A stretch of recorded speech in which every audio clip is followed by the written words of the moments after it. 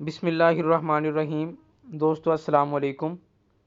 आज की इस इंफॉर्मेटिव वीडियो में हम बात करेंगे lecturer political science, lecturer psychology, lecturer Punjabi, lecturer zoology के इंटरव्यू प्रिपरेशन के हवाले से। जैसा कि आप लोग जानते हैं कि पीपीएससी ने रिटन एग्ज़ाम जो हैं उनका रिज़ल्ट अनाउंस कर दिया है, और ये जो लेक्चरर के सब्जेक्ट्स हैं जिनका रिज़ल्ट आ चुका है, बहुत सारे कैंडिडेट्स बड़े बेताब हैं इंटरव्यू के लिए। और चूंकि पीपीएससी ने इंटरव्यू का स्केड्यूल भी अपडेट कर दिया हुआ है, तो तमाम सब्जेक्ट्स जिनके रिज़ल्ट्स अनाउंस हो रहे हैं, तो साथ ही पीपीएससी उनके इंटरव्यूज़ का स्केड्यूल भी अपडेट कर रहा है। ये बड़ी खुशाइंद बात है। लेकिन कैंडिडेट्स जो हैं वो बड़े एक तरफ से परेशान भी हैं कि उनकी इंटरव्यू की प्रिपरेशन नहीं है, क्योंकि टेस्ट में काफ़ी ज़्यादा गैप आ गया और टेस्ट के बाद कैंडिडेट्स ने अपनी प्रिपरेशन को एक तरह से छोड़ दिया था।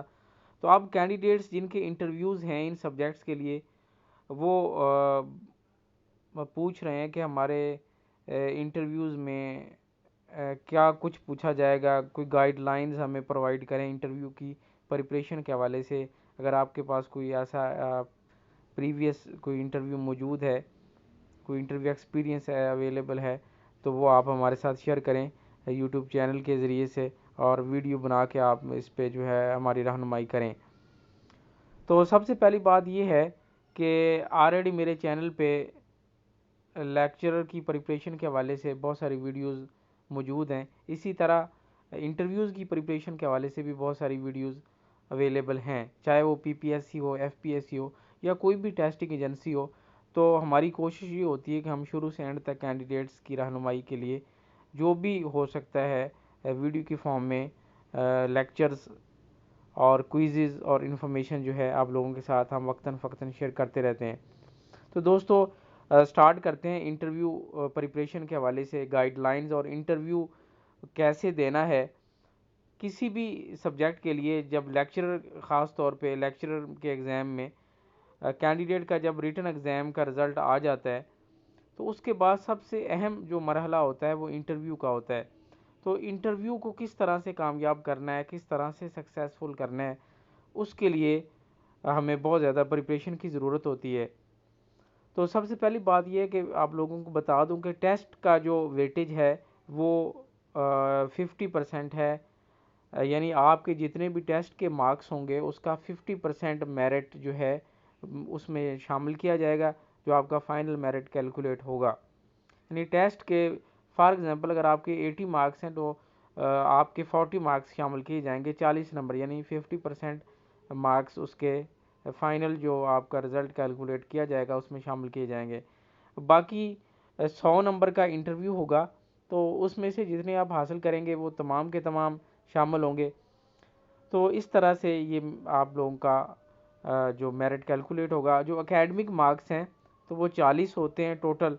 तो 40 में से पीपीएससी का क्राइटेरिया जो फर्स्ट डिवीजन होती हैं उनके मार्क्स अलहदा से कैलकुलेट होते हैं। सेकंड डिवीजन जिन क्लासेस में होती है कैंडिडेट की, तो उनकी अलहदा।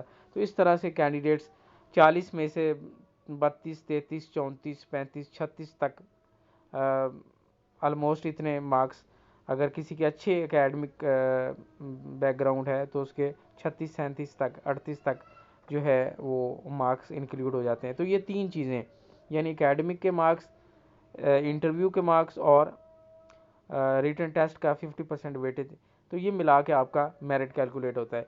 लेकिन जब कैंडिडेट्स का रिटन रिज़ल्ट अनाउंस हो जाता है, तो रिज़ल्ट में जो सक्सेसफुल कैंडिडेट्स होते हैं, जो पास हो चुके होते हैं, जो क्वालिफाई कर चुके होते हैं, उनके मार्क्स नहीं बताए जाते। उनके मार्क्स तब बताए जाते हैं जब उनका इंटरव्यू हो जाता है, और फाइनल इंटरव्यू के बाद अगर वो सक्सेसफुल होंगे या नहीं होंगे, दोनों सूरतों में उनकी मुकम्मल आफ्टर इंटरव्यू जो है डिटेल वो शेयर की जाती है डीएमसी आफ्टर इंटरव्यू का।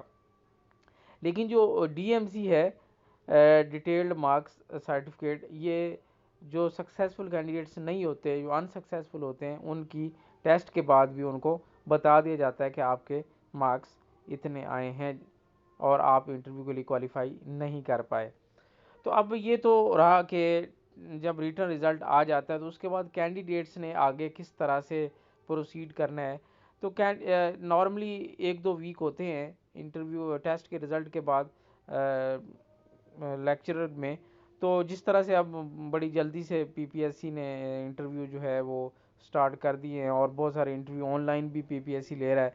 तो डिफरेंट रीजन्स, डिफरेंट पैनल्स बना के जो इंटरव्यू कंडक्ट किए जाते हैं।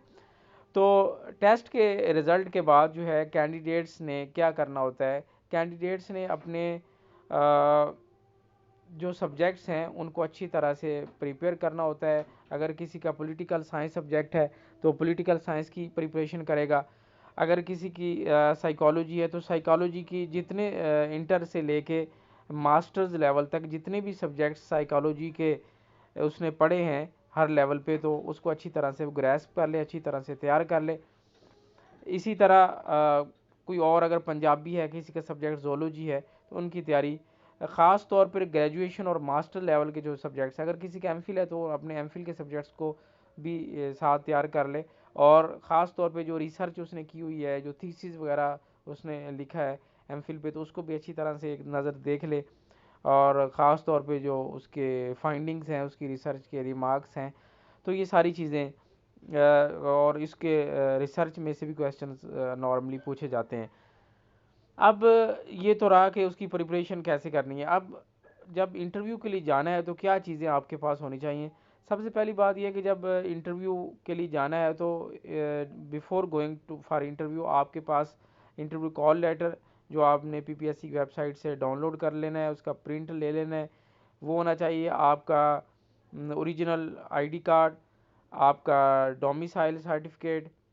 इसके अलावा आपकी matric, inter, graduation, masters, MPhil, जो जो आपके सब्जेक्ट्स हैं, तमाम सब्जेक्ट्स के जो आपके पास सर्टिफिकेट्स हैं, आपके पास डिग्रीज़ हैं ओरिजिनल फॉर्म में, वो आपके पास होनी चाहिए। और इसके अलावा जो अगर आपका कोई एक्सपीरियंस है, एक्सपीरियंस सर्टिफिकेट्स हैं, तो वो भी ज़रूर साथ लेके जाएं। अगर एमफिल वगैरह किया हुआ तो आपकी रिसर्च की बुक आप अपने साथ लेके जाएं। उससे ज़्यादा आप लोगों का जो है अगर इंटरव्यूअर आपसे कुछ क्वेश्चंस पूछता है उससे रिलेटेड, तो फिर आपसे वो जो आपकी रिसर्च बुक है वो भी आपसे डिमांड की जा सकती है।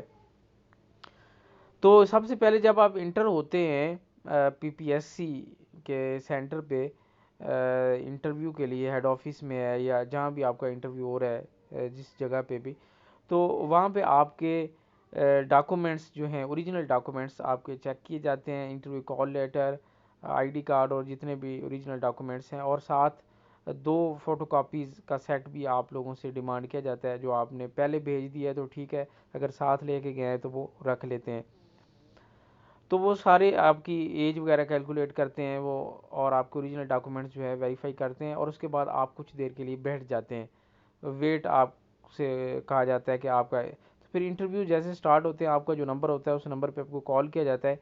नॉर्मली जो इंटरव्यू कंडक्ट किया जाता है लेक्चरर का, उसमें 3 लोग होते हैं। एक पीपीएससी का मेंबर होता है, प्रिजाइडिंग मेंबर जो प्रिजाइड कर रहा होता है।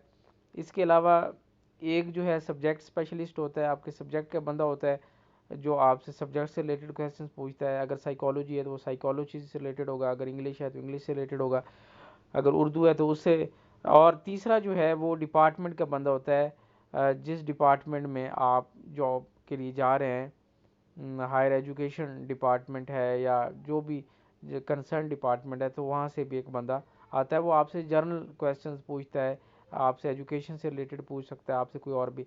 तो सबसे पहले जो इंटरव्यू का स्टार्ट कैसे होता है, इंटरव्यू का स्टार्ट इस तरह से होता है कि जो प्रिजाइडिंग मेंबर होता है वो सबसे पहले स्टार्ट करता है, इंट्रोड्यूस योर सेल्फ, आप अपना तारुफ करवाएं। तो 2-4 मिनट में, 5 मिनट में आपने 1-2 मिनट में अपना तारुफ करवाना है। तो वो जो तारुफ है आपका बड़ा शॉर्ट होना चाहिए, जिसमें नेम है, आप फादर नेम है, आपकी लास्ट डिग्री है, और जिस जगह से आप आए हैं, जिस डिस्ट्रिक्ट से आप बिलोंग करते हैं। तो उसके बाद वो आपसे क्वेश्चंस करता है।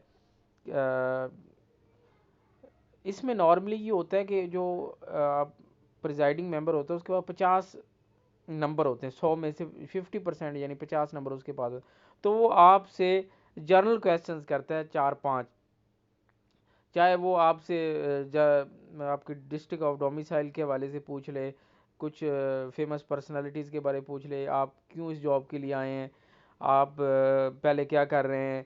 तो एक तरह से वो एवेल्यूएट करता है कि आइदर आप इस जॉब के लिए फ़िट हैं भी या नहीं है। तो जो 4-5 मिनट वो टाइम लेता है आपका, जनरल क्वेश्चन पे भी ले सकता है, आपके सवालों से ही फर्दर क्वेश्चन में भी वो आपको जा सकता है। तो अगर आप उसको मुतमिन करते जाएं, तो उसके लिए ये है कि आपको पहले से आइडिया होना चाहिए, आप क्वेश्चंस बना बना के उसके आंसर्स भी मुमकिन तौर पे कि इनके आंसर्स क्या हो सकते हैं, तो वो तैयार करके रखें कि ये सवाल अगर पूछा जाए मैं ये जवाब दूंगा, अगर इसमें से ये मसला हुआ तो मैं इस तरह से उसको टैकल करूंगा। तो इस तरह से आपका सक्सेसफुल हो सकते हैं। तो इसके बाद जो सब्जेक्ट स्पेशलिस्ट होता है, सब्जेक्ट का बंदा, वो सब्जेक्ट से रिलेटेड क्वेश्चन पूछता है, 5, 7, 10 भी पूछ सकता है, ये डिपेंड करता है सिनेरियो पे कि आप उसके जवाब किस तरह से दे रहे हैं। और तीसरा डिपार्टमेंट का बंदा आपसे जनरल क्वेश्चंस हैं, लिटरेसी रेट क्या है, जीडीपी क्या है, मुल्क की मईशत के हवाले से, एक एजुकेशन के हवाले से, पॉलिसीज़ के हवाले से, जो भी उसके माइंड में उस दौरान कोई चीज़ होगी तो वो, या आपसे जो क्वेश्चन पूछे जा रहे हैं उसी से रिलेटेड कोई पूछ सकता है। तो इस तरह से सबसे जो अहम पार्ट होता है इंटरव्यू का, वो होता है प्रिजाइडिंग जो मेंबर होता है, पीपीएससी का जो मेंबर होता है, उसको आपने सेटिस्फाई करना है। अगर आप से वो सेटिस्फाई हो जाता है, बाकी दो को आप 50% भी जो है वेटेज रख के उनके आंसर्स कर देते हैं, तो देन आपके चांसेस बन जाते हैं उस इंटरव्यू को। क्योंकि जो प्रिजाइडिंग मेंबर है वो रिमार्क्स लिखता है, वो उसका नोट होता है, उसके पास जो पेज होता है उस पे वो नोट लिखता है। अगर वो नोट में रिकमेंडेशंस या आपके अच्छे मार्क्स, क्योंकि उसी के पास, उसी के अख्तियार में सारा कुछ होता है। तो, तो दोस्तों ये थे इंटरव्यू के हवाले से कुछ गाइडलाइंस। मजीद वीडियोस न्यूज़ अपडेट्स के लिए हमारे साथ रहें, देखते रहें हमारा चैनल। Thank you for watching. अल्लाह हाफिज़।